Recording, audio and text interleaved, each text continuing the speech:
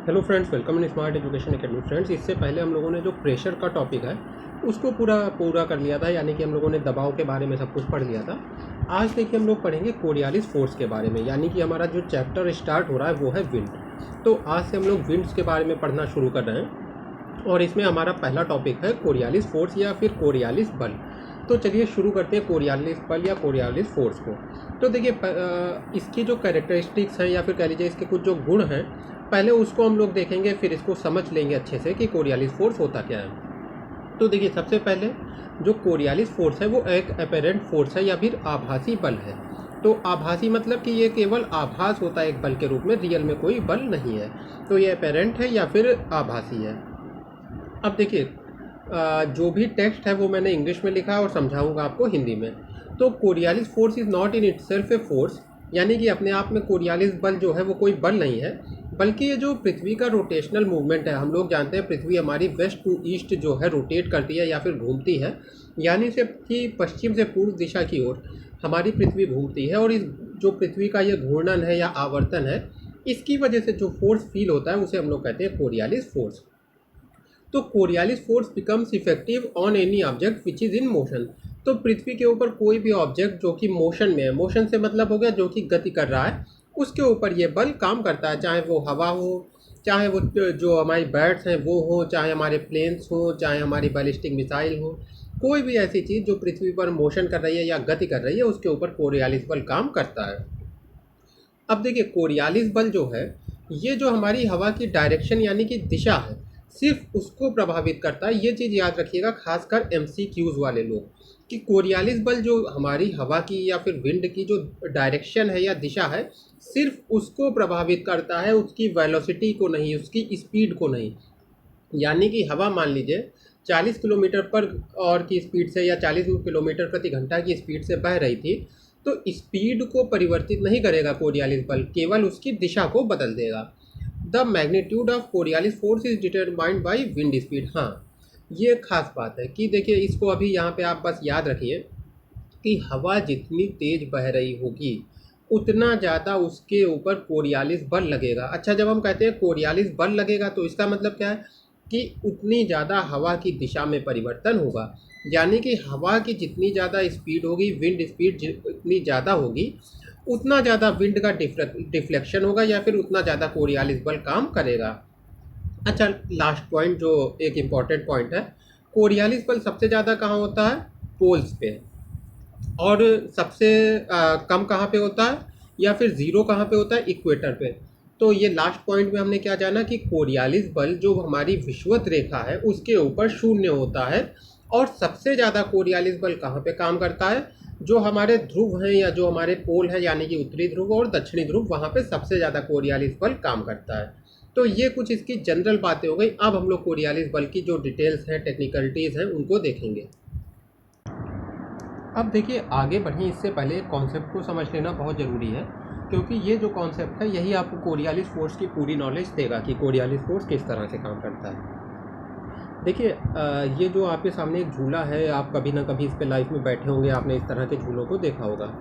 तो इसमें क्या होता है, ये इस तरह से रोटेट किया करते हैं झूले, ठीक है, आपने देखा होगा। तो अब देखिए यहाँ पे पॉइंट क्या है, इसको यहाँ पे बीच में लाने का पॉइंट क्या है कि अब देखिए ये झूला मान लीजिए जितना बड़ा होगा, आप सिर्फ मान लीजिए ये झूला इतना होता है यहाँ तक की, तो आपको जो स्पीड इसकी महसूस होती है वो कम महसूस होती। जाहिर सी बात है कि जितना बड़ा, अब देखिए ये इतना बड़ा झूला है तो आपको लगेगा कि आप बहुत तेज़ी से घूम रहे हैं, या फिर कह लीजिए आपको जो स्पीड होगी बहुत ज़्यादा महसूस होगी। अच्छा, यहाँ पे जो स्पीड है वो आपको कम महसूस होगी। अगर आप सोचिए एकदम आप सेंटर में चले जाएं, यहाँ पे चले जाएं एकदम बीचों बीच में, तो आपको क्या लगेगा कि कुछ रोटेट हो ही नहीं रहा है, यानी कि कुछ घूम ही नहीं रहा है, यानी वेलोसिटी सबसे कम होगी।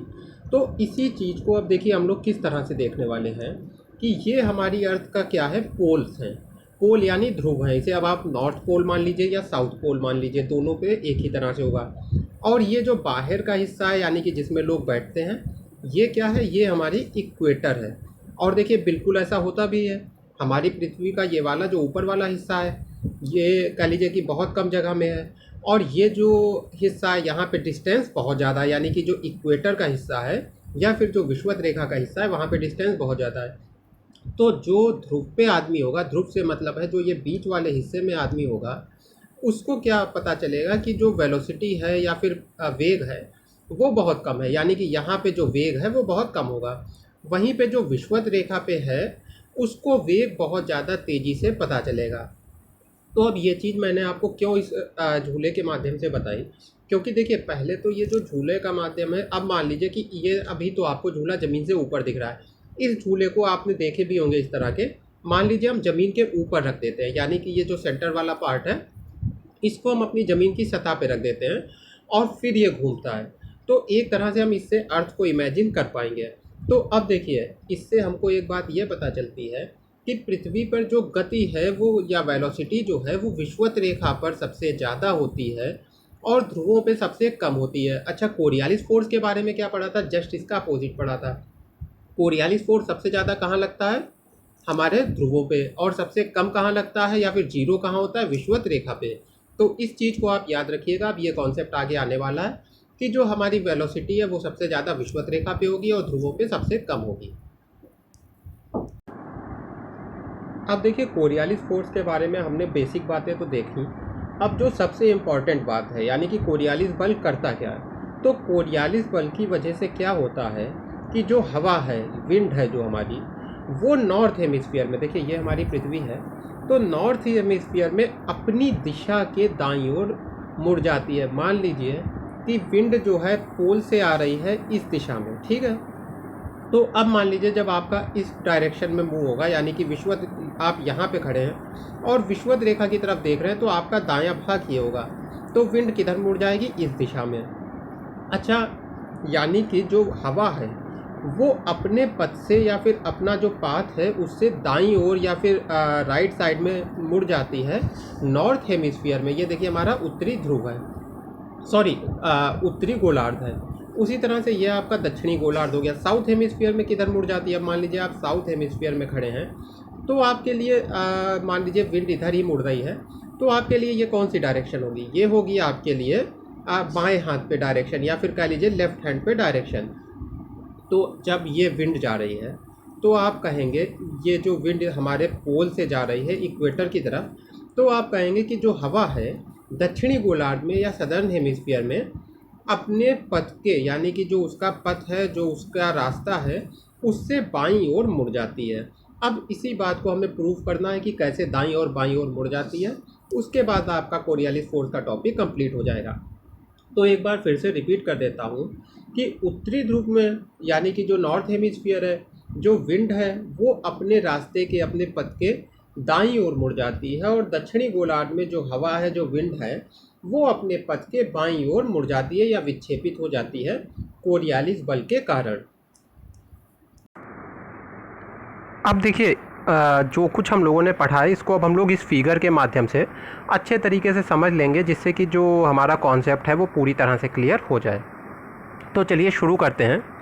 देखिए ये जो बीच का पार्ट है, ये जो ब्लैक वाला पार्ट है, ये क्या है? हमारी पृथ्वी का ध्रुव है।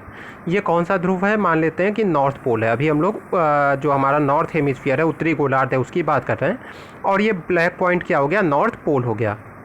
ये क्या है? ये एक आप व्यक्ति हैं, इनको हम लोग कह लेते हैं पर्सन 1। ये जो दूसरा वाला रेड सर्कल है ये पर्सन 2 है, और ये जो येलो कलर है इसको आप बॉल मान लीजिए, यानी कि ये जो पीला रंग है इसको आप गेंद मान लीजिए एक। तो चलिए समझना शुरू करते हैं कि कोरियालिस बल किस तरह से काम करता है। देखिए पर्सन 1 जो है ये ज़्यादा तेज़ी से घूम रहे होंगे बजाय पर्सन 2 के। अब ऐसे मान लेते हैं कि ये हमारी पृथ्वी की इक्वेटर है और ये वेस्ट टू ईस्ट घूम रही है। अच्छा, जो ये वाला पार्ट होगा यहाँ पे तो रोटेशन सबसे कम होगा, या फिर कह लीजिए जो रोटेशन की गति है, जो घूर्णन की गति है वो सबसे कम होगी। तो जो पर्सन 2 जो कि ध्रुव के काफ़ी पास हैं, इनके ऊपर लगने वाला जो घूर्णन का बल है या घूर्णन की गति की वजह से इनके ऊपर जो बल लग रहा है वो सबसे कम होगा, वो कम होगा। और यहाँ पे ये जो पार्ट है पर्सन 1 वाला, यहाँ पे रोटेशन की वजह से, अर्थ के रोटेशन की वजह से लगने वाला बल ज़्यादा होगा। तो अब देखिए ये इस तरह से घूम रहे हैं, अभी अभी मैंने आपको बताया, यानी कि ये पूरा का पूरा इस तरह से रोटेशन लगातार हो रहा है। अब क्या होगा? ये जो हमारे पर्सन 1 हैं, अगर मान लीजिए कि ये एक झूले पे बैठे हुए हैं जो कि इस तरह से घूम रहा है जैसे अभी मैंने आपको बताया, तो एक इनके ऊपर सीट बेल्ट लगा दी गई है। क्यों लगा दी गई है? अब आप जानते हैं, अगर आप इस तरह के किसी झूले पे बैठे हैं तो ये झूले की टेंडेंसी क्या होगी कि ये आपको इस डायरेक्शन में फेंकने की कोशिश करेगा, यानी कि आपके ऊपर एक बल लगेगा जो आपको इस दिशा में ढकेलने की कोशिश करेगा। अच्छा, ये बल कितना ज़्यादा होगा? ये बल उतना ही ज़्यादा होगा, झूला जितनी तेज़ी से घूम रहा होगा, यानी कि जितनी तेज़ी से झूला घूम रहा होगा उतनी ही दूर जाके एक व्यक्ति गिरेगा अगर उस झूले से वो गिरता है। तो ये अब देखिए यहाँ पे तो ये पृथ्वी जो हमारी है, या फिर कह लीजिए जो विषुवत रेखा है, वहाँ पर जो हमारी पृथ्वी है वो तेज़ घूमती है, यानी कि यहाँ पे ये बल भी बहुत ज़्यादा होगा। अच्छा, अब देखिए यहाँ पे क्या होगा, यहाँ पे ये बल इससे कम होगा, यानी कि जितना बल यहाँ पे लग रहा है उससे यहाँ पर कम बल लगेगा। चलिए आगे देखते हैं। अब मान लीजिए जो पर्सन 1 है ये अपने मन में डिसाइड करते हैं कि मैं एक बॉल फेंकूंगा किधर, जो पर्सन 2 है इनकी तरफ। अब देखिए इस गेंद के साथ क्या होने वाला है। इस गेंद के तो कोई सीट बेल्ट नहीं लगी हुई है, यानी कि इसके ऊपर तो यही पृथ्वी वाला घूर्णन वाला बल काम करेगा। तो ये जैसे ही पर्सन 1 ने बॉल अपने हाथ से फेंकी, इस गेंद के ऊपर एक बल काम करेगा जो इसको इस दिशा में ढकेलने की कोशिश करेगा। क्यों? क्योंकि पृथ्वी लगातार घूम रही है, रोटेट कर रही है, और उसकी वजह से एक बल लग रहा है। लेकिन अब पर्सन 1 ने जब ये चाहा था कि जो गेंद है वो पर्सन 2 की तरफ पहुंच जाए, तो इसके लिए इन्होंने गेंद पे कुछ बल लगाया था, यानी कि कुछ फोर्स लगाया था, यानी कि इस डायरेक्शन में एक गेंद पर इन्होंने फोर्स लगाया था।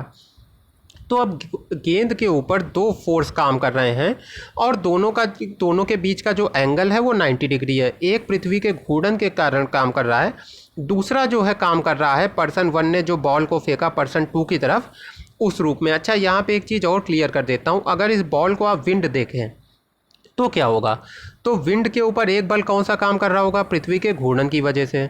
और दूसरा बल कौन सा काम कर रहा होगा? जो कि विंड का अपना बल है, जो कि इस वजह से है क्योंकि विंड जो है लो प्रेशर की तरफ भागती हुई चली जा रही है, यानी हाई प्रेशर से लो प्रेशर की तरफ जो विंड भागती हुई चली जा रही है, उसकी वजह से जो बल है, जो कि हम लोग ये वाला बल कह सकते हैं एक वो, और दूसरा बल विंड पे कौन सा काम करेगा? जो पृथ्वी का रोटेशन की वजह से बल है। तो यहाँ तक बात क्लियर हो गई। अब आगे देख लेते हैं। तो हमारी जो अर्थ है हमारी जो बॉल है उसके ऊपर इस तरह से 2 बल लग गए, एक इस दिशा में एक इस दिशा में। तो अब ये बॉल क्या करे, 2 डायरेक्शन में बल लग रहा है, 90 डिग्री का एंगल है, तो ये बीच का एंगल पकड़ लेगी, यानी इस डायरेक्शन में ये मूव करने लगेगी। इसकी डायरेक्शन चेंज हो गई, यानी कि हमारी जो गेंद है उसकी डायरेक्शन चेंज हो गई। इसके दोनों बल जो इसके ऊपर काम कर रहे थे उनके बीच के बल को इस हमारी बॉल ने पकड़ लिया। अब ये आपको क्लियर दिखेगा। तो ये बॉल ने पकड़ लिया। चलिए यहाँ तक की बात हो गई। ये पर्सन 1 हो गए, पर्सन 2 हो गए। अब देखिए, क्योंकि ये पार्ट घूम रहा है, प्लस ध्रुवों के पास का भी पार्ट घूम रहा है, भले ही धीरे घूम रहा है, उतनी स्पीड में नहीं घूम रहा है, लेकिन घूम रहा है। तो पर्सन 1 थोड़ी देर में कहाँ पे पहुँच गए? यहाँ पे पहुँच गए। यानी कि अगर हम इसे एक झूला माने तो बॉल फेंकने के कुछ देर बाद ही, कुछ सेकंड बाद ही पर्सन 1 यहाँ पे जाके पहुँच गए। अब पर्सन 1 पहुँच गए तो पर्सन 2 भी आगे पहुँच जाएंगे। पर्सन 2 हमारे यहाँ पे पहुँच गए। लेकिन अब देखिए यहाँ पे एक खेल क्या होगा। पर्सन 1 ने चाहा था कि जब मैं बॉल फेंकूं तो इनका जो दोस्त बैठा है यहाँ पे ये पकड़ ले, लेकिन बॉल के साथ क्या हो रहा है, बॉल के ऊपर एक घूर्णन बल लग गया जिसके बारे में इनको कुछ भी नहीं पता था पर्सन 1 को। लेकिन इस बॉल के ऊपर एक घूर्णन के पृथ्वी का जो रोटेशन है, जो झूले का, यहाँ पे झूले का एग्जाम्पल ले रहे हैं तो झूला कह लीजिए, तो जो ये रोटेशन है उसकी वजह से ये जो हमारी येलो वाली बॉल है इसके ऊपर एक बल लग गया। और इस बल की वजह से क्या होगा, आप देखिए इनके ऊपर जो लगने वाला घूर्णन बल है वो तो कम है, लेकिन इस बॉल के ऊपर जो घूर्णन के कारण लगने वाला बल था वो ज़्यादा था। क्यों? क्योंकि जितना हम लोग अर्थ की विषुवत रेखा के पास होते हैं, यानी कि जितना दूर होते हैं, उतना बल ज़्यादा लगता है। इसीलिए देखिए जो बड़े बड़े झूला होते हैं उसके ऊपर मज़ा भी ज़्यादा आता है, क्योंकि उनमें एडवेंचरस ज़्यादा लगता है, क्योंकि स्पीड ज़्यादा होती है। तो अब ये पॉइंट क्योंकि ज़्यादा दूर है, तो यहाँ पे लगने वाला जो घूर्णन की वजह से लगने वाला जो बल है, रोटेशन की वजह से लगने वाला जो फोर्स है वो भी ज़्यादा होगा। तो एक्चुअल में क्या हुआ, अब बस यहाँ पे ध्यान से समझ लीजिएगा, सारा कॉन्सेप्ट क्लियर होने जा रहा है कि हमारी जो बॉल थी जो कि पर्सन 1 ने फेंकी थी, जब पर्सन 1 यहाँ पे पहुँचे तो ये देखते हैं कि ये बॉल पर्सन 2 के हाथ में नहीं गई, बल्कि कुछ आगे निकल गई। आगे क्यों निकल गई, अब आप अच्छे से जानते हैं कि आगे इसलिए निकल गई क्योंकि बॉल के ऊपर जो पृथ्वी के रोटेशन के कारण, या फिर कह लीजिए झूले के रोटेशन के कारण लगने वाला जो फोर्स था वो ज़्यादा था, इसकी वजह से बॉल आगे निकल गई। तो अब यहाँ पे अब देखिए पर्सन 1 की निगाह से आप देखिए, अब आप यहाँ पे बैठे हैं और इस व्यक्ति की निगाह से देखिए आपको क्या दिखाई देगा। ये व्यक्ति कहेगा कि मैंने बॉल फेंकी थी इस दिशा में, यानी कि सीधी सीधी। चलिए कलर एक अच्छा सा ले लेते हैं। ये कहेंगे कि मैंने इस दिशा में बॉल फेंकी थी, लेकिन ये किधर मुड़ गई, ये इस दिशा में ऐसे मुड़ गई। अब देखिए जब आप पर्सन 2 के निगाह से देखेंगे पर्सन 1 को, तो आपका दायां हाथ किधर होगा, जिधर की ये बॉल है, और बायां हाथ किधर होगा, इस दिशा में। तो पर्सन 2 क्या कहेंगे, ये कहेंगे कि जो बॉल है वो अपने पथ के, यानी कि जिस डायरेक्शन में मैंने बॉल फेंकी थी, जो इसका रास्ता था, उसके दाईं ओर मुड़ गई। तो यही बात तो हम लोगों ने अभी देखी थी कि जो नॉर्थ हेमिस्फीयर है उसमें जो हवा है वो अपनी दिशा के दाईं ओर मुड़ जाती है, या अपने रास्ता के, अपना जो पाथ है, रास्ता है, उसकी दाईं ओर मुड़ जाती है। तो यही बात पर्सन 2 को दिखाई भी पड़ रही है। तो पहला जो फिगर है इससे आपको ये बात क्लियर हो गई होगी। अब देखिए दक्षिणी गोलार्ध की यानी सदर्न हेमिस्फीयर की हम लोग बात करें तो उससे पहले एक चीज़ समझ लेना बहुत ज़रूरी है, और इसको ध्यान से समझिएगा, वरना आप कंफ्यूज रहेंगे और हमेशा कंफ्यूज रहेंगे। देखिए ये हमारी पृथ्वी है। अब ये जो फिगर मैं बना रहा हूँ, जैसा कि फिगर आप लोग बुक्स में देखते हैं वैसा वाला है। तो ये हमारी पृथ्वी की क्या है, विषुवत रेखा है, यानी 0 डिग्री की लाइन है। ये क्या है, नॉर्थ पोल है, और ये क्या है, साउथ पोल है। अब मान लीजिए आप इस पॉइंट पे खड़े हैं, ठीक है, आप देखते हैं नॉर्थ पोल की तरफ, यानी कि आप यहाँ पे खड़े होकर नॉर्थ पोल की तरफ देख रहे हैं। तो आपका राइट हैंड किधर होगा, ये आपका राइट होगा, ये आपका लेफ़्ट होगा।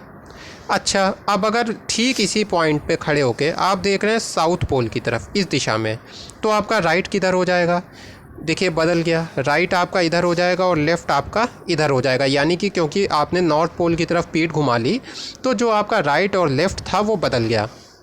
अब ये मैंने आपको क्यों बताया है, ये बस आपको इसलिए बताया है क्योंकि अभी अभी ठीक इसके आगे के जो फिगर 3 और 4 हैं उसमें आप यही चीज़ देखने वाले हैं कि जो बल की दिशा है, पृथ्वी के घूर्णन के कारण लगने वाले जो बल की दिशा है वो बदल रही है। और आप इस चीज़ में हमेशा कंफ्यूज रहते कि ये बदल क्यों रही है, यानी कि अभी आप समझ जाएंगे कि मैं क्या कह रहा हूँ। चलिए आगे के फिगर में देखते हैं। तो ये आ गया हमारा फिगर 3। अब देखिए इसमें जाहिर सी बात है, ये वही पर्सन 1 है, ये वही पर्सन 2 है, और ये येलो कलर की बॉल है। अब देखिए जब यहाँ पे हम बात कर रहे हैं तो ये है हमारा सदर्न हेमिस्फीयर का साउथ पोल, यानी कि ये ब्लैक वाला पॉइंट क्या है, ये हमारा दक्षिणी ध्रुव है। बस ये याद रखिएगा कि फिगर 1, 2 में वो उत्तरी ध्रुव था, और अब हम लोग फिगर 3 और 4 में ब्लैक पॉइंट को मान रहे हैं दक्षिणी ध्रुव या फिर साउथ पोल। तो चलिए आगे बढ़ते हैं। अब देखिए पर्सन 1 फिर से एक बॉल फेंक रहे हैं फिगर 3 में, किधर, पर्सन 2 की तरफ। इस बार इस बॉल पे बल किधर लगेगा, आपके दिमाग में पहले आ रहा होगा वही इस साइड में लगेगा, लेकिन नहीं। क्यों, क्योंकि ये साउथ पोल है। अभी अभी आपको मैंने दिखाया ना कि जो राइट है वो लेफ़्ट हो गया और जो लेफ़्ट है वो राइट हो गया, अभी मैंने आपको दिखाया था। तो वही चीज़ यहाँ पे होगी, यानी कि बॉल पे बल किधर लगेगा, इधर लगेगा। पृथ्वी के घूर्णन की वजह से लगने वाला जो बॉल पे बल है वो इस डायरेक्शन में होगा। क्यों, क्योंकि अब ये किधर देख रहा है व्यक्ति, साउथ पोल की तरफ देख रहा है, यानी कि दक्षिणी ध्रुव की तरफ देख रहा है विषुवत रेखा से। पहले किधर देख रहा था, उत्तरी ध्रुव की तरफ। तो लगने वाले जो बल की दिशा है वो भी बदली हुई मालूम होगी, या बदल जाएगी कह लीजिए। तो अब देखिए पर्सन 2 ने, पर्सन, आई होप आपको क्लियर हो गया होगा, पर्सन 2 ने अब देखिए पर्सन 1 की तरफ एक बॉल फेंकी, और क्या हुआ, पृथ्वी के रोटेशन के कारण इस बॉल पे एक बल लगा इस दिशा में, ठीक है, कोई बात नहीं। पर्सन 1 ने भी कुछ जोर लगा के बॉल फेंकी थी, यानी कुछ फोर्स लगाया था, तो वो फोर्स ये हो गया। इन दोनों के बीच का रास्ता बॉल ने पकड़ लिया इस तरह से, ठीक है, यहाँ तक की बात भी हो गई। अब क्या होगा, पर्सन जो हमारे 1 हैं, पर्सन 1 यहाँ पे पहुँच गए, पर्सन 2 भी आगे पहुँच गए, यहाँ पे पहुँच गए, लेकिन क्योंकि बॉल कहाँ से फेंकी गई थी, विषुवत रेखा के पास से फेंकी गई थी, तो इस वजह से क्या होगा, बॉल के ऊपर जो लगने वाला, घूर्णन की वजह से लगने वाला बल जो होगा वो ज़्यादा होगा। यानी कि पर्सन 2 जितनी देर में केवल यहाँ तक पहुँच पाए, बॉल जो है आगे निकल गई। ऐसा क्यों हुआ, ये बॉल आगे क्यों निकल गई, क्योंकि बॉल के ऊपर, गेंद के ऊपर लगने वाला जो घूर्णन बल था वो ज़्यादा था। क्यों, क्योंकि ये विषुवत रेखा से फेंकी गई थी। अब तो आपको क्लियर होने लगा होगा, ये तीसरा फिगर है।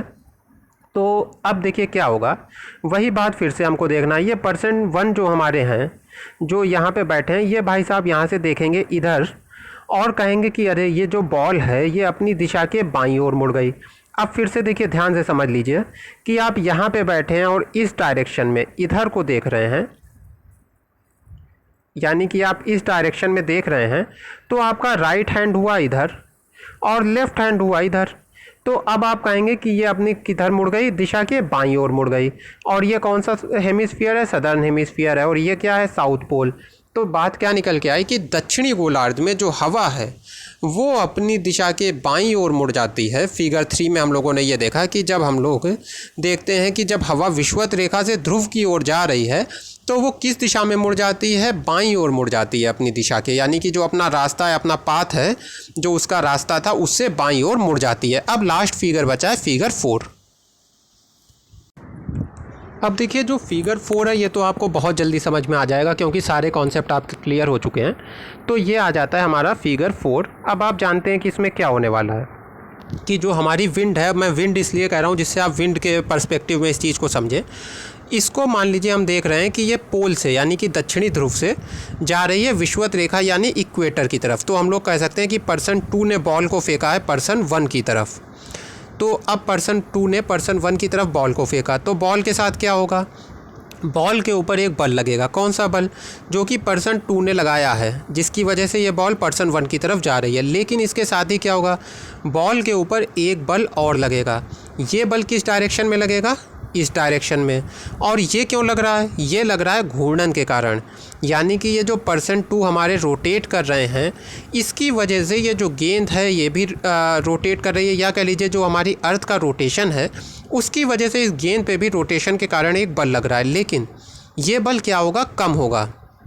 कम होगा से मतलब क्या है कि देखिए कुछ देर में, कुछ ही सेकंड्स में जब %1 जो है पहुंच गए यहाँ पे, यानी कि हमारे %1 घूमते हुए, झूले के साथ घूमते हुए यहाँ पे पहुंच गए, %2 भी हमारे घूमते हुए यहाँ से यहाँ पे पहुंच गए।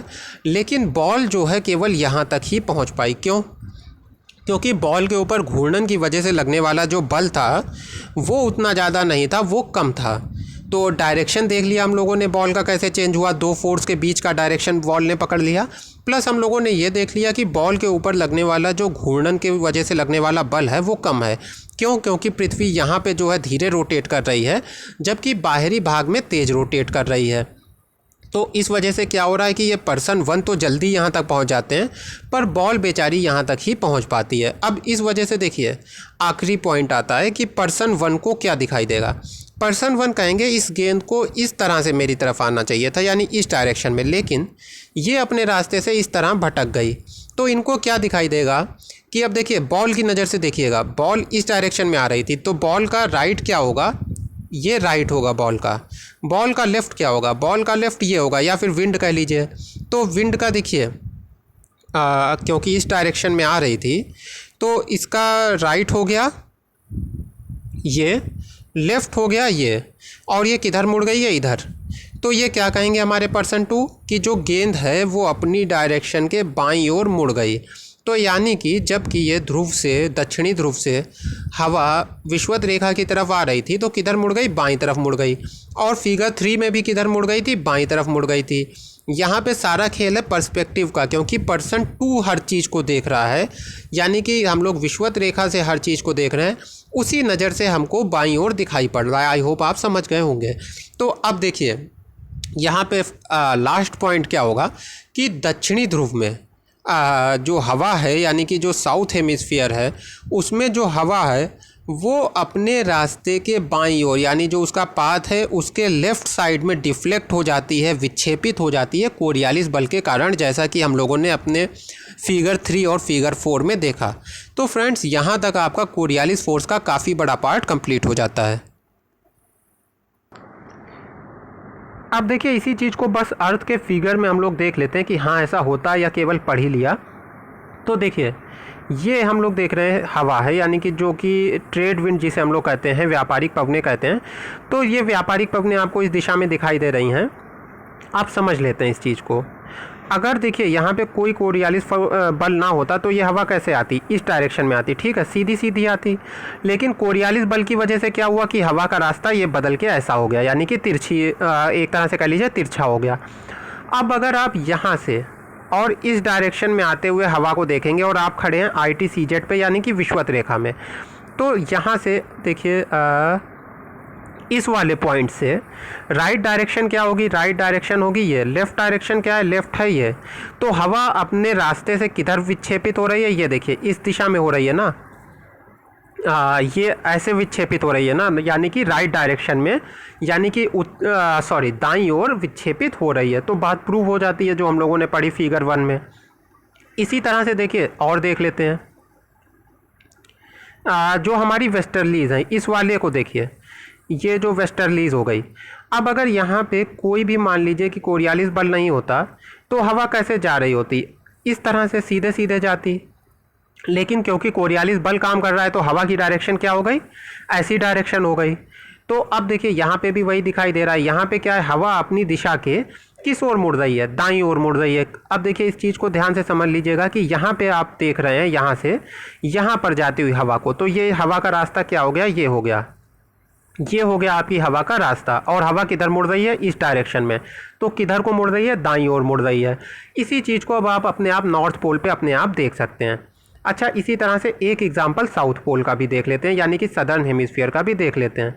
अब देखिए अगर यहाँ पे कोई भी कोरियालिस बल नहीं होता तो हवा कैसी जाती, सीधे सीधे ITCZ की तरफ जाती। लेकिन कोरियालिस बल की वजह से क्या हो रहा है, हवा इस डायरेक्शन में मुड़ रही है। तो एक्चुअल में डायरेक्शन क्या होना चाहिए था, इस तरह से ये होना चाहिए था, पर मुड़ किधर गई, इधर मुड़ गई। अब देखिए यहाँ पे ये राइट होगा और ये लेफ्ट होगा, तो हवा किधर मुड़ रही है, लेफ्ट साइड में मुड़ रही है। तो दक्षिणी गोलार्ध में हवा किधर मुड़ जाती है, अपनी दिशा के दक्षिण की अपनी दिशा के लेफ्ट साइड में या बाईं ओर मुड़ जाती है।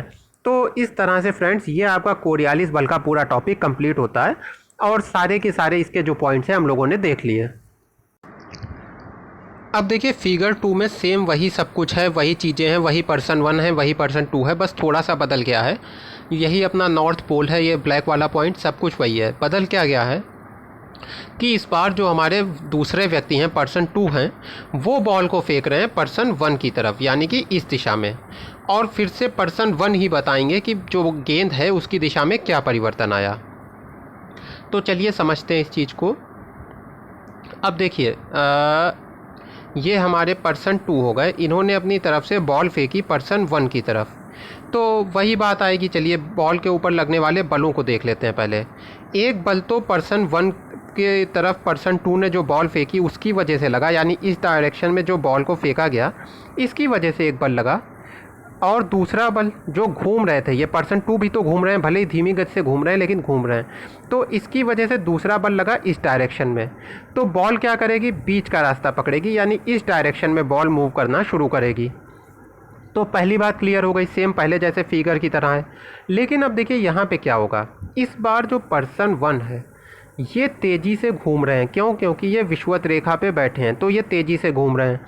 तो पर्सन 1 जितनी देर में यहाँ पे पहुँच जाएंगे, यानी कि हमारे पर्सन 1 जो हैं यहाँ पे जितनी देर में पहुँच गए, उतनी देर में पर्सन 2 के द्वारा फेंकी हुई ये जो गेंद है वो केवल यहाँ पे पहुँच पाई। क्यों केवल यहाँ तक पहुँच पाई, क्योंकि पर्सन 1 जो है तेज़ी से घूम रहे हैं, जबकि पर्सन 2 ने जो बॉल भेजी या फिर जो गेंद फेंकी, इसके ऊपर लगने वाला जो पृथ्वी का घूर्णन बल है वो कम है। अब कम क्यों है, आपको ये चीज़ बहुत ही आसानी से क्लियर हो रही होगी कि ध्रुवों के पास पृथ्वी जो है धीरे धीरे घूमती है और जो विषुवत रेखा यहाँ पे तेज़ घूमती है। तो जब पृथ्वी धीरे धीरे घूम रही है तो यहाँ पे मान लीजिए अगर झूले से कोई गिरेगा तो उसके उतनी ज़्यादा चोट नहीं लगेगी, उतनी ज़्यादा दूर जाके नहीं गिरेगा। तो वही चीज़ बॉल के साथ हो रही है, बॉल के ऊपर उतना ज़्यादा घूर्णन बल नहीं लग रहा है, या फिर कह लीजिए रोटेशनल जो फोर्स है, रोटेशन की वजह से अर्थ के जो फोर्स है वो बॉल के ऊपर इतना ज़्यादा नहीं लग रहा है, तो बॉल उतना ज़्यादा आगे नहीं पहुंच पाई। जबकि जो हमारे पर्सन 1 हैं इनका तो रोटेशन पृथ्वी के साथ ही चल रहा है, बहुत तेज़ी से ये रोटेट कर रहे हैं, तो ये यहाँ तक पहुँच गए। तो अब पर्सन 1 क्या कहेंगे, देखिए फिर से इनकी निगाह से देखते हैं पर्सन 1 की, कि इनको गेंद किस तरह से दिखाई देगी। इनके लिए गेंद आ रही थी इस डायरेक्शन में, यानी कि यहाँ से पर्सन 2 से आ रही थी पर्सन 1 की डायरेक्शन में। तो यहाँ पे जब यहाँ पे ये पहुँच चुके हैं पर्सन 2, तो इनके लिए डायरेक्शन बॉल का ये था। और गेंद किधर मुड़ गई? गेंद की दिशा देखिए हो गई ये इस दिशा में। तो अब देखिए बहुत ही ध्यान से सोचिएगा कि कोई चीज़ इधर से इधर आ रही थी आपके लिए, यानी कि आप बैठे थे इस पॉइंट पे, पर्सन 2 वाले पॉइंट पे, और कोई चीज़ आपकी तरफ ऐसे आ रही थी, अपने माइंड में इमेजिन करिए, और वो आते आते इस दिशा में ऐसे मुड़ गई, तो आप क्या कहेंगे? एक बार और फिगर मैं आपको दिखाऊंगा पूरा। एक चीज़ आपकी तरफ ऐसे आ रही थी इस डायरेक्शन में, वो चीज़ ऐसे मुड़ गई, तो आप क्या कहेंगे कि वो चीज़ जो है अपने रास्ते के दाईं तरफ मुड़ गई। अब आपको कन्फ्यूज़न ना हो इसलिए मैं बार बार बता रहा हूँ, क्योंकि ये चीज़ यहाँ से चल रही थी और आप यहाँ पे बैठे हैं। तो आप जब यहाँ से अपनी तरफ आने वाली चीज़ को देखेंगे, अपने माइंड में इमेजिन करिए कि आपकी तरफ कोई चीज़ आ रही है इस डायरेक्शन से और इधर मुड़ जाती है, तो आप क्या कहेंगे कि ये जो चीज़ है अपनी जो पाथ था या फिर जो इसकी दिशा थी, जो इसका कह लीजिए रास्ता था, उससे दाईं ओर मुड़ गई। चाहे ये इसे आप एक बस के रूप में इमेजिन कर लीजिए किसी भी तरह से।